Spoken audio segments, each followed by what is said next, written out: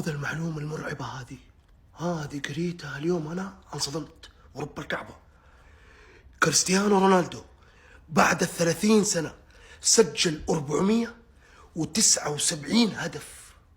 حلو، 479 هدف وصنع 103، يعني 582 مساهمة بعد 30. دروجبا مسيرته كاملة، رونالدو الظاهرة مسيرته كاملة، هنري مسيرته كاملة، ما وصلوا لهذا الرقم. انتم متصورين 479 جول بعد 30؟ بعد 30 الجسد ما يبدأ يستجيب، الإصابات تطول معاك، من إصابات عضلية متعبة، إصابات في الظهر، إصابات ما تكون بنفس عافيتك. كيف وصل ل 582 مساهمة بعد 30؟ هذه حاجة إعجازية، حاجة إعجازية ما حد يقدر. صعب أحد يفعلها، صعب حاجة هي ما تخش الراس. والله ما تخش الراس.